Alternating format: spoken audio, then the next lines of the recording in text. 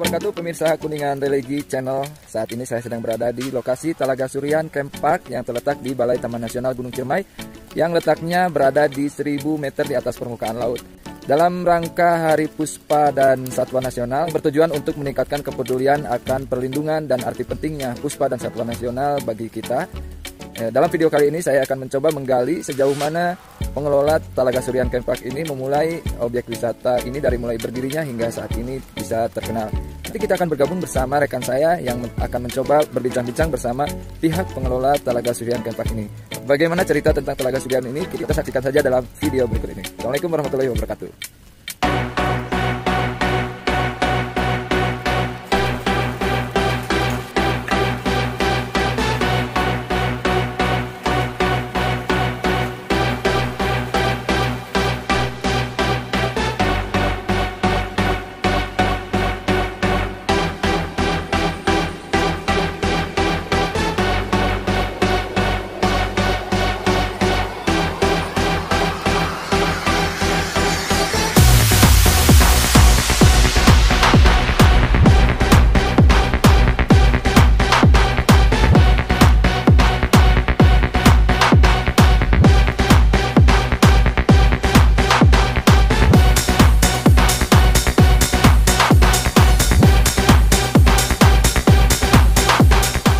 Assalamualaikum warahmatullahi wabarakatuh, teman-teman. Kita kembali lagi di Kuningan Religi. Dan kebetulan saat ini saya berada di ketinggian 1000 meter di atas permukaan laut di Taman Nasional Gunung Ciremai, kawasan Taman Nasional Gunung Ciremai. Dan ini berada di lembahan Gunung Ciremai ya. Saya bersama Bapak Yoyon, juga Bapak Muhari.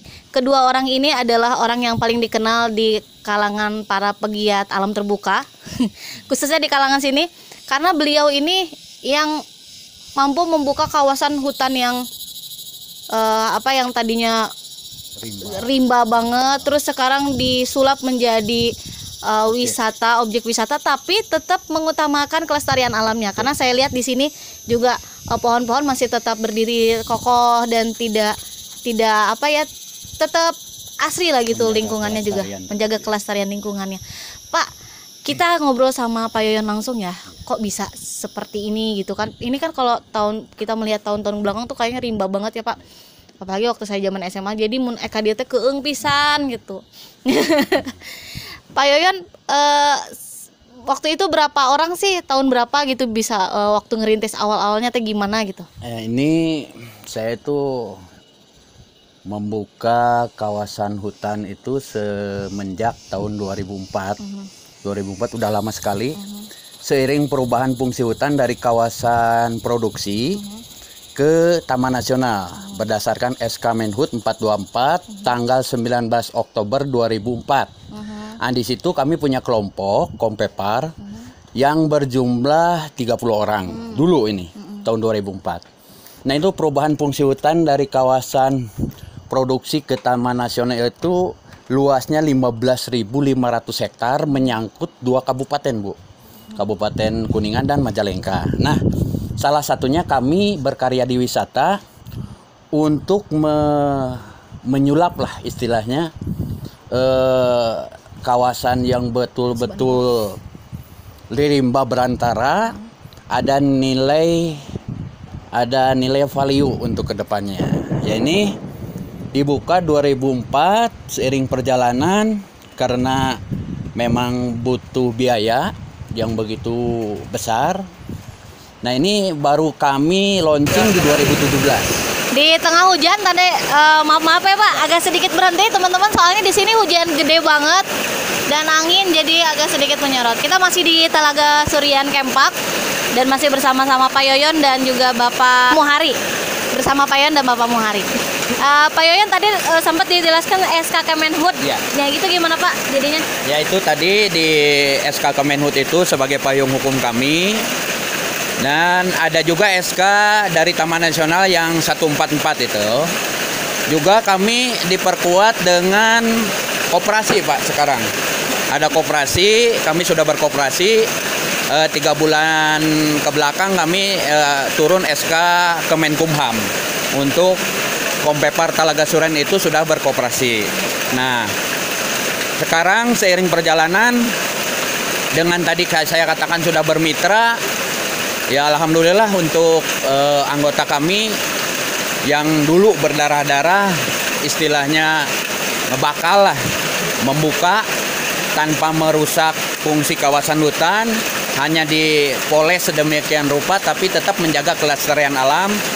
Banyak pengunjung baik dari Kuningan atau luar kota Kuningan, bahkan beberapa bulan yang lalu juga ada artis-artis yang pernah ke Talaga Surian untuk sengaja berkunjung. Nah itu jadi sejarah singkat Kompepar atau kelompok penggerak pariwisata yang notabene-nya sudah dipayungi oleh legalitasnya sudah jelas, ada payung hukumnya. Jadi kami berkarya intinya merubah perilaku masyarakat kami yang tadinya tidak paham tentang wisata. Kami diupayakan untuk paham dan cara menangani pengunjung dengan etika, sopan santun, dan yang lainnya. Tentunya ini merupakan bekal kami untuk mudah-mudahan kedepannya lebih maju. Bersama Pak Yoyon, Ya. Pak Johari juga ya Pak. Ya. Pak, berdua ini pas lagi merintis, ada nggak sih Pak dukanya, keperperihna gitu Pak? Ada nggak sih waktu kendala-kendala pas lagi ngerintis nih?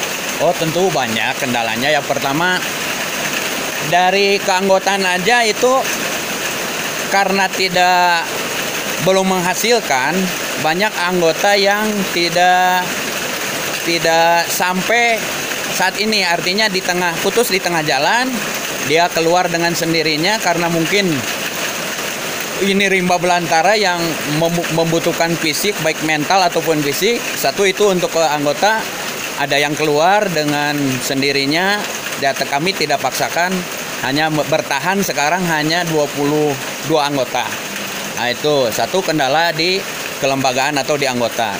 Kedua, untuk masalah materi atau biaya, ya kebetulan ada Pak Muhari, kami bertemu dengan beliau, dia menyupport di sisi finansial untuk lebih mendongkrak istilahnya terwujudnya ini wisata.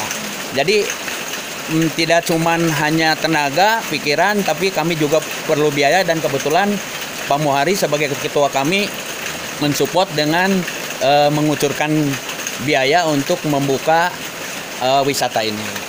Sampai ada ide bikin tenda kayak gini tuh gimana sih bisa ada ide-idenya tuh, konsep-konsep kayak gitu? Nah itu karena seiring perjalanan, awalnya ini kan religi kami cenderung mengutamakan wisata religi karena ada budaya makam keramat yang perlu kami lestarikan. Nah itu datang pengunjung itu cuman tidak untuk berziarah, dia itu ngecamp. Nah di sini kami baru terpikir untuk membuka lahan camp dari di situ. Nah itu awalnya. Bagaimana caranya? Karena perlu tenda, ada yang bawa dan ada juga yang tidak bawa, mesti kami harus sediakan. Akhirnya kami juga dengan bermodalkan minim, kami punya tenda dan kami punya mitra di sini. Menggait mitra yang memang notabene sudah berpengalaman. Akhirnya dia buka, bermitra dengan kami, ber-MOU dengan kami, membuka kempak. Ya alhamdulillah. Jadi di kempak juga bisa disediakan, ya tinggal pengunjung tinggal datang, fasilitas sudah ada. Di kami juga di luar, maksudnya di luar kempak, di umum juga kami menyewakan tenda, sleeping bag, ya pokoknya alat-alat camping lah. Itu ya, jadi tadi wisata religi nih, wisata religinya apa aja tuh? Emang ada dari namanya Talaga Surian ini sebenarnya apa sih, Bang? Talaga Surian itu diambil dari, kan di atas ada telaga, tidak besar sih. Sejarahnya begini, ini kan ada makam keramat Syekh Abdul Qohar.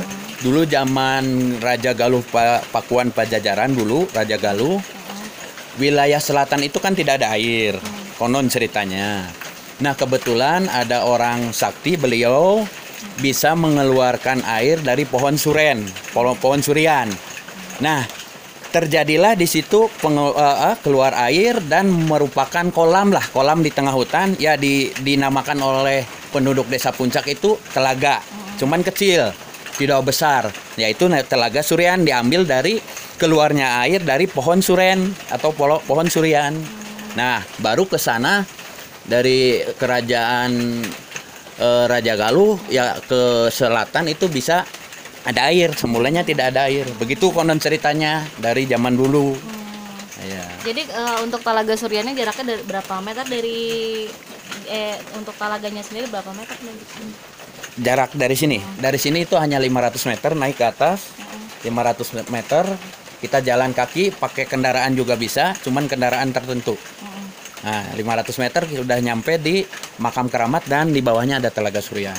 Sekaligus mata air di situ. Karena telaga di situ biarpun musim kemarau tidak pernah airnya tidak pernah hilang, tidak pernah surut, tetap ada.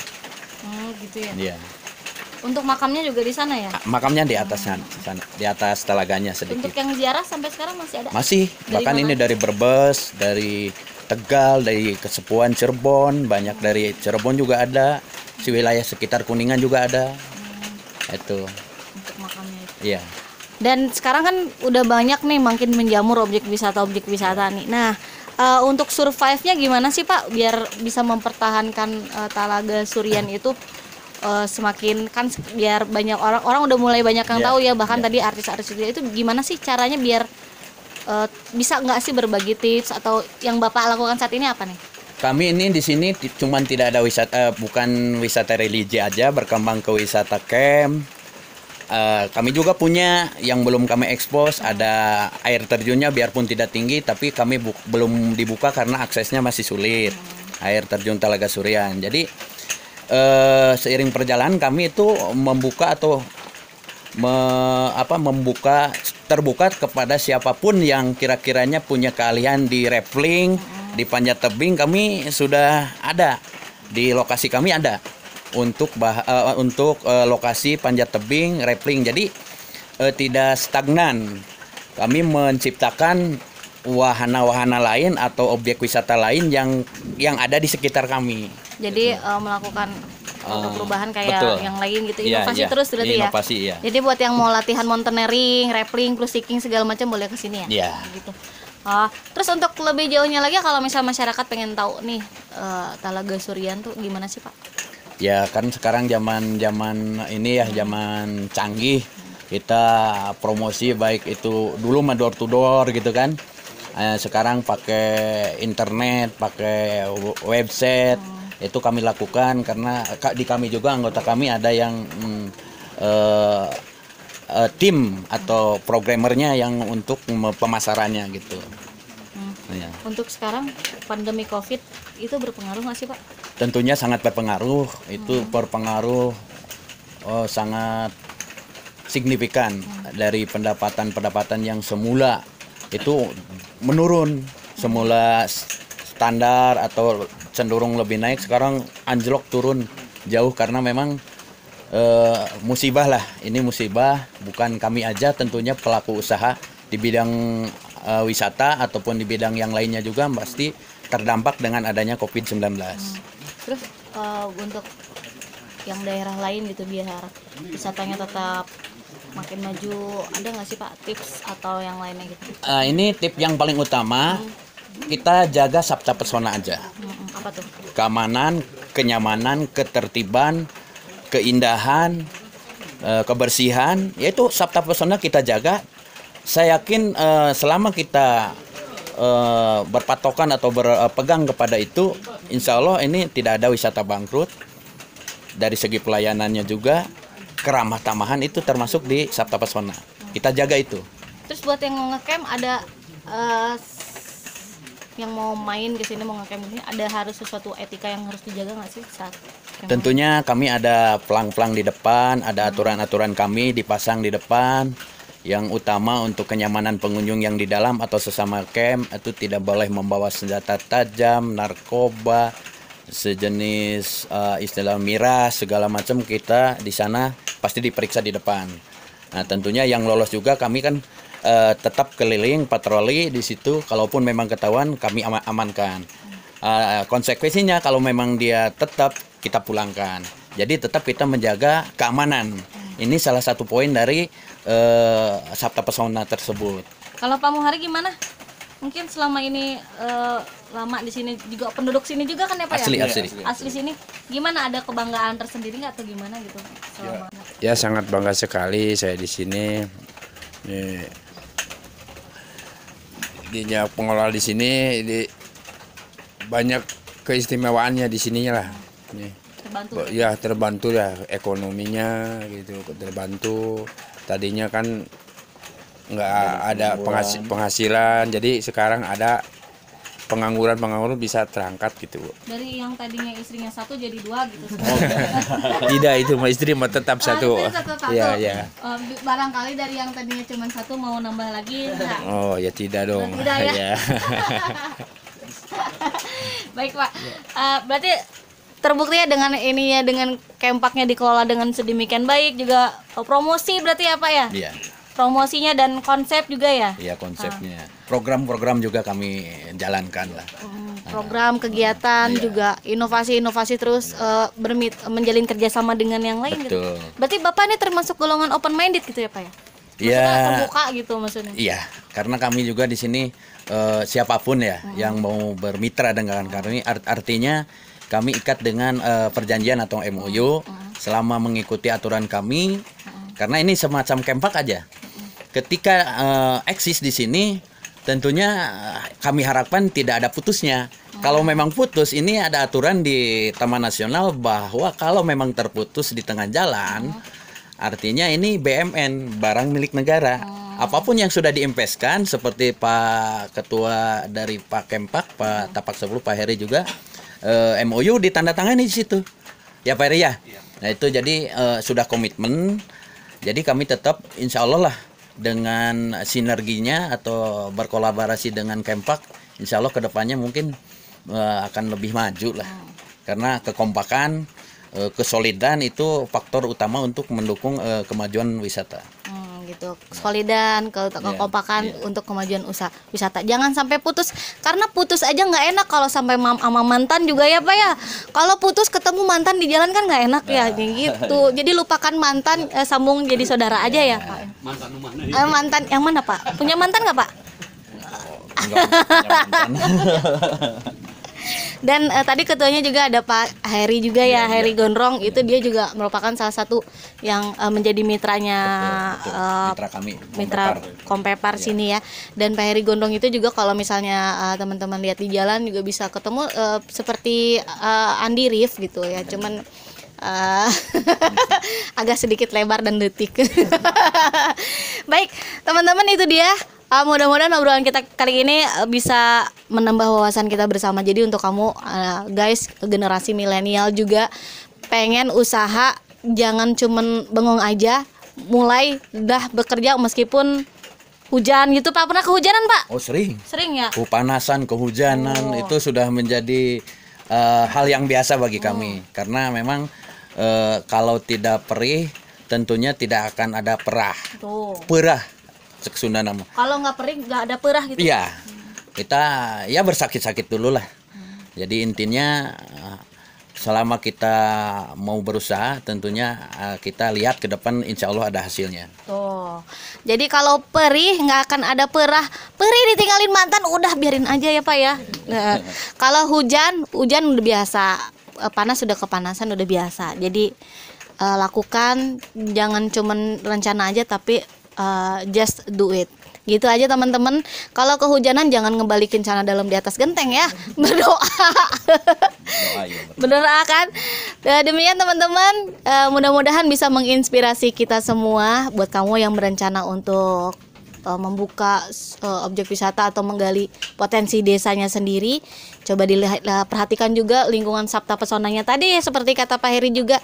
Dan yang saya salut dari Talaga Surian ini adalah tetap kawasan hutannya tuh dijaga dan ya tidak ada yang berubah sih di sini, jadi tetap asri. Ya, yang mau liburan jangan lupa untuk kesini, jangan lupa untuk follow IG-nya Talaga Surian Campak, juga Facebook-nya juga. Nanti kamu bisa tahu di situ. Dan IG saya sendiri ini Neng Andin ya, MC yang gak laku-laku, juga sama YouTube-nya Kuningan Religi.